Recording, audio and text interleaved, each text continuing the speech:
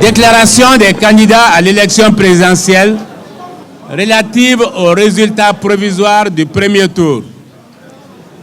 Bamako, le 6 août 2018. Depuis l'annonce des résultats provisoires du premier tour de l'élection présidentielle du 29 juillet par le ministère de l'Administration territoriale et de la décentralisation, le jeudi 2 août, nous avons la confirmation que le pouvoir sortant est prêt à tout pour bafouer la volonté du peuple malien et fausser les résultats de cette élection. Nous assistons en fait à une tentative d'un véritable hold-up électoral. Bourrage d'urnes massif dans le nord et le centre du pays. Cartes d'électeurs indisponibles dans de nombreux bureaux de vote. Fichier électoral mis en ligne vicié. Trafic de procuration. Irrégularité durant l'ensemble du processus de transmission et de compilation des résultats. Incohérence flagrante entre les suffrages exprimés en pourcentage et le nombre de voix attribuées. Égarement de procès-verbaux de dépouillement. Impossibilité de vérifier le nombre exact de localités dans lesquelles le scrutin ne s'est pas tenu. La liste est accablante pour le gouvernement en charge d'organiser ce scrutin. Les résultats provisoires annoncés ne reflètent pas le vote des Maliennes et des Maliens. Ils ne sont ni sincères ni crédibles. Ce sont des résultats manipulés que nous dénonçons avec force. Le 31 juillet dernier, nous faisons remarquer que le scrutin avait été émaillé de graves et multiples anomalies sur l'ensemble du territoire national, notamment l'utilisation abusive des moyens de l'État par le président de la République sortant, candidat à sa propre réélection. La propagande de l'ensemble du gouvernement sur le prétendu bilan du président de la République, faussant ainsi de façon flagrante l'égalité de traitement des candidats en période électorale, notamment par les médias publics. Le retrait massif de cartes d'électeurs par des personnes non titulaires et non habilitées. La corruption et achat du vote des électeurs à ciel ouvert. Le bourrage d'urnes et attribution de résultats fantaisistes à des candidats. L'absence des cartes d'électeurs non distribuées dans de nombreux bureaux de vote en violation de la loi électorale. L'utilisation frauduleuse de certaines cartes d'électeurs non retirées. Le non-affichage de listes électorales devant certains bureaux. L'utilisation illégale de procuration dans certains bureaux de vote. Le port de t-shirts et casquettes par les partisans du candidat Ibrahim Boubacar Keïta, au cours notamment de son meeting électoral tenu le 23 juillet 2018 à Libreville, au Gabon. De graves perturbations des opérations électorales au Gabon et en France.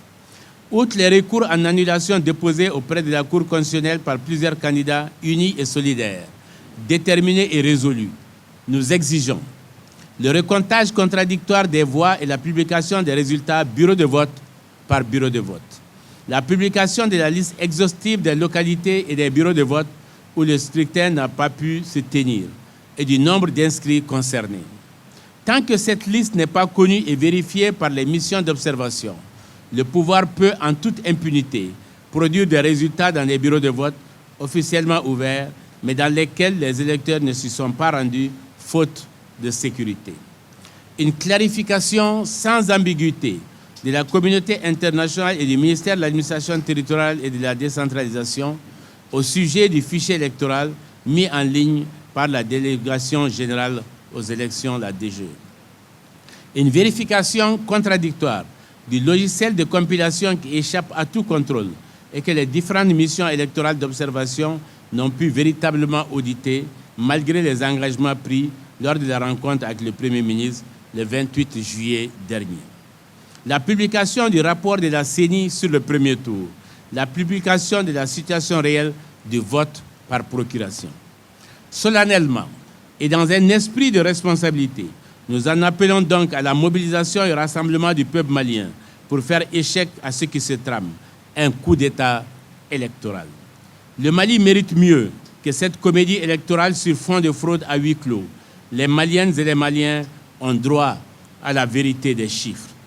Nous en appelons aussi à la communauté internationale pour qu'elle prenne ses responsabilités et qu'elle n'attende pas la fin du processus électoral pour dénoncer les graves dysfonctionnements qui entachent cette élection présidentielle. Si ces conditions ne sont pas remplies et si chacun ne prend pas toutes ses responsabilités, nous en tirerons toutes les conséquences. Le pouvoir sortant en portera l'entière responsabilité. Nous en appelons enfin à la mobilisation de toutes les Maliennes et de tous les Maliens de bonne foi, soucieux de l'avenir du pays et du respect de la démocratie. Le camp du changement, le camp du Mali est majoritaire. Il ne se laissera pas voler sa victoire. Le collectif des candidats à l'élection présidentielle exige la démission du ministre de l'administration territoriale et de la décentralisation.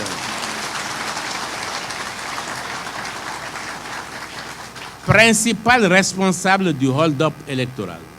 Il invite les populations de Bamako et Kati à participer massivement au grand meeting de dénonciation de la fraude et de défense de la démocratie le mardi 7 août 2018 à partir de 16h. Vive l'alternance et le changement, vive la République, vive la démocratie, vive le Mali.